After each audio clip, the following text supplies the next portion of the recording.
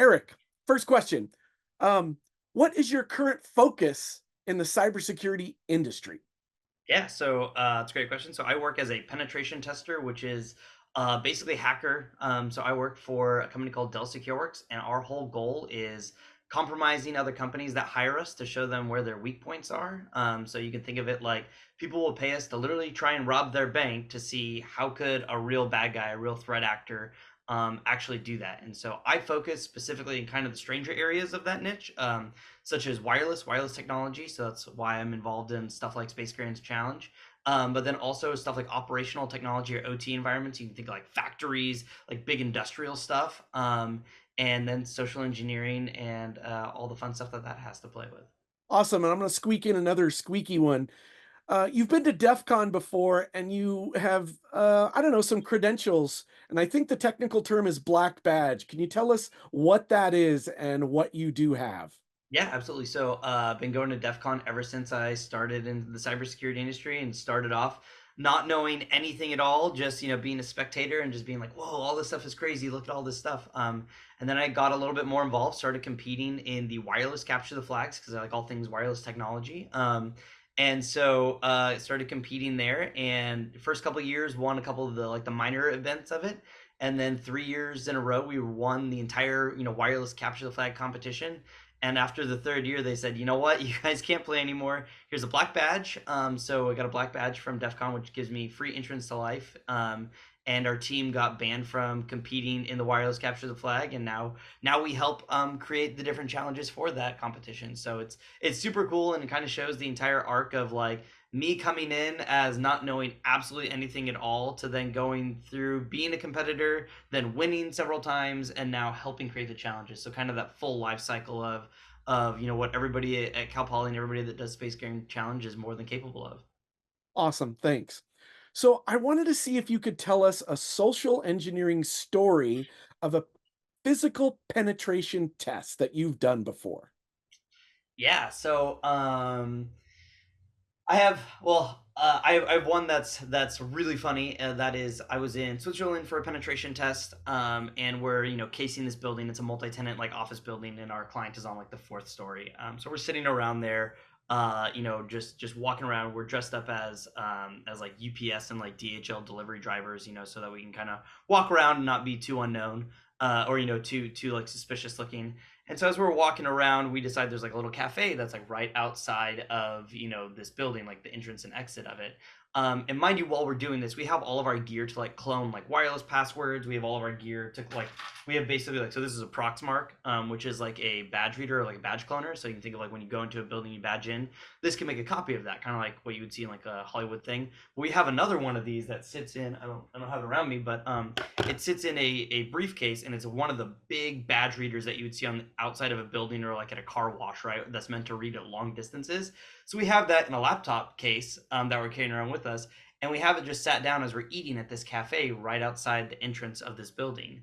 Well, as luck would have it, they were actually having a fire drill just randomly, and so everybody in the building leaves the building through this one choke point, and we have our badge reader just leaned up right there. And so every person in the building, including all the safety officers and all of that, they all just walked right past this badge cloner. And so we're looking at it on our phone and just watching badges like click, click, click, click, click, click, click. I mean, just it was raining down badges, and it was like we couldn't have planned this any better. And then we decided to get the bill really quickly. And while they're doing all their safety checks, what happens when there's a fire drill? Everybody leaves the building, but then everybody, when the coast is clear, has to go back in the building.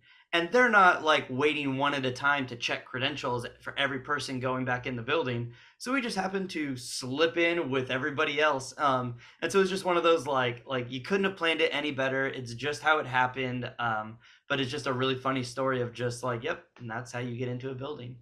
So is that technically called tailgating, or did you Yep. actually have to use your pass to blip to get through? So when we got in after the fire drill, that was just tailgating, right? I mean, there was hundreds of people going back into this building, and so people were just holding the doors for everybody. Nobody was worried about that somebody would be that opportunistic. In which case, we got to go in the building and did a lot of scoping out of the surroundings while we were there, which was awesome.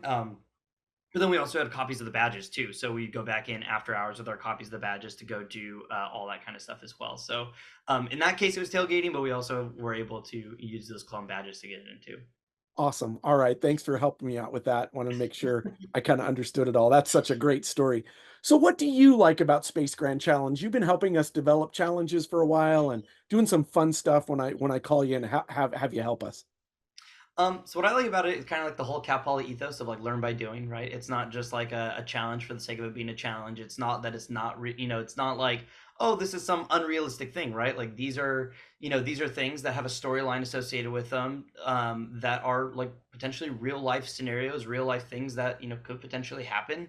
Granted, it's in like the scheme of like a game, but there's still real life challenges and real things that kind of have to be investigated if you do this in the real world. So I like that aspect of it, that like it is real life, and then you learn by doing that, and it's just kind of cool just in general. So Awesome. Cool. I'm a Thanks. bit I'm a bit biased though. So Yes. Go Mustangs, right? yeah, there you go. Um, so with your security expertise and experience, how would you generally recommend securing space assets or satellites? Because I know you have a little bit of, or have dabbled with that a little bit. How would you say we could better secure, or kind of just the general terms of securing a satellite? Yeah, so satellites are, so most computers, right, are somewhere that people can easily access them. So it's one of those things that, with a satellite, you're not going to call help desk and be like, "Hey, satellite isn't responding, and can we have somebody go up there and like turn the power on, turn the power off?" Like it doesn't work like that, right? And so really for satellites, the biggest piece of it is securing it. And so that is basically comes down to rigorous testing. So while the satellite, before the satellite ever launches, make sure that you do rigorous testing of the protocols that are in place, of all the different, edge cases of different things that could happen. And then, so that would be like security testing, that would just be like general protocol testing, that would be testing of just like running through all the different playbooks of what's possible and what could happen.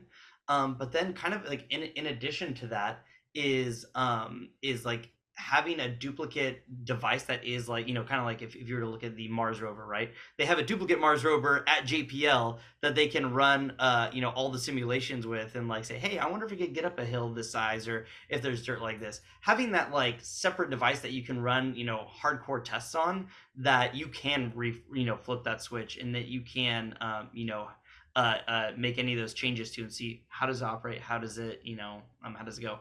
But realistically, it's just making sure that the way that you would communicate with your satellite, to make sure that that communication protocol is secure and robust, so that somebody else can't also make successful communication with that satellite too. Awesome. Great. Thank you for saying that. So I definitely wanted to know, what was your favorite hack from 2023? Do you have a favorite one that you're thinking about? Yeah, so the one that immediately comes to mind, just because I think it highlights where we are as far as like, society and technology, is looking at like what happened to 23andMe. So 23andMe got breached, right? And really what happened in the case of 23andMe, if you like read the news and you believe what is being told about it, is that people reused the same password for a compromised website, say like, a previously compromised password, that was known, and they used the known email address with that known password from a previously compromised site to log in to 23andMe. So it wasn't really necessarily a fault of 23andMe. People were just reusing passwords that they'd used at previous sites, and then that was getting them logged in and getting their data stolen. But what was interesting about that I thought is that, when you log into 23andMe, which is, the genome sequence, for anybody who's not familiar, it's the genome sequencing site where you can see like your ancestry and, all the different like pieces of your genetic makeup. Well, you're linked with family members, obviously, that also are in 23andMe. And depending on how those family members shared their data could also be compromised as a part of just one of their family members being compromised. And so it was an interesting, like kind of like thought experiment of just like, you could be compromised, like you and your data and your family tree and your genetics could be partially compromised because one of your family members didn't use a secure password, right? Or that they had just reused the password. So just thinking through all of that and like what does that mean and what data is available and how do you share it? Because if I mean I was in 23andMe and I had locked down my data before that had happened, but if you're just a general user on 23andMe and you look and say, oh well, of course I want to be able to share some of my ancestry information and some of my genetic results with my family members because they're my family members, right?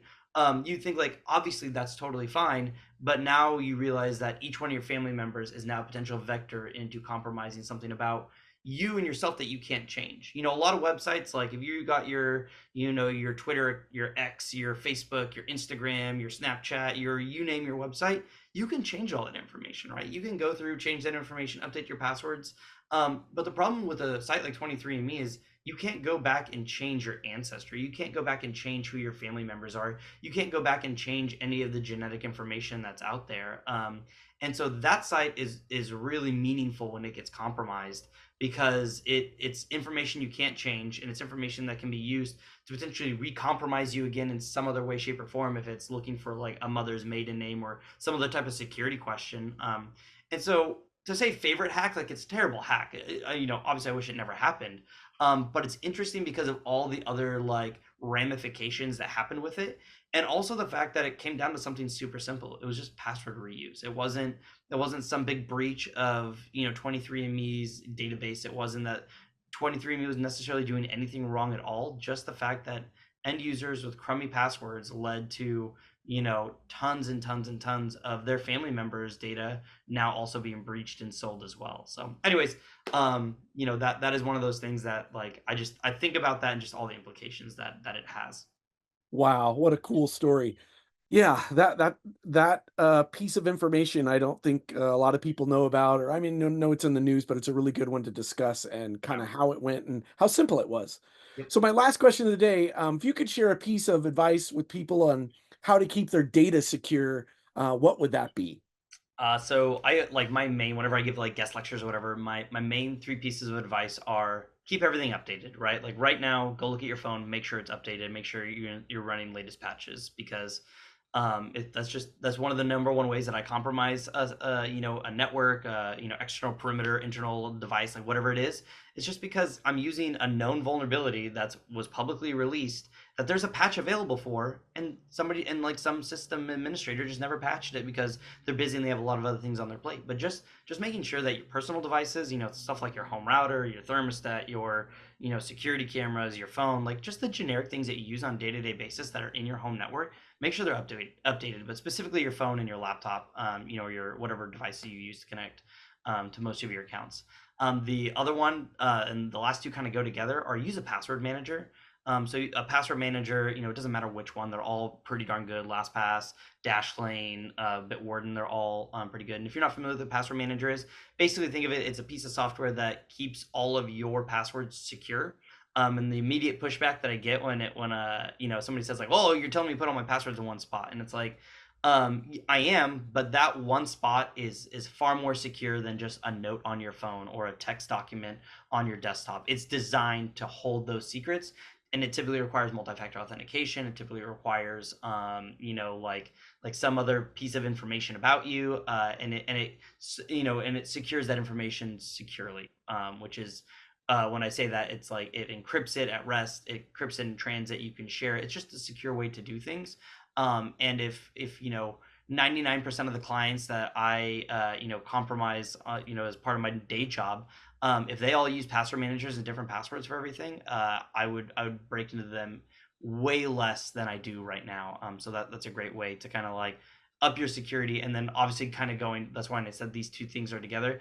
Making sure you have strong and unique passwords for everything. If you don't use the same pin that you use for your debit card that you use to unlock your phone that you use as the door code to your house, right? Make sure they're all different, because if somebody knows the door code to your house, then they also know the way to unlock your phone. They also know all these different things. So don't use the same information everywhere to like log in. And likewise, avoid being the next 23andMe hack and use a different password everywhere that you log in, specifically, for your bank account, your corporate account. Use different passwords for that.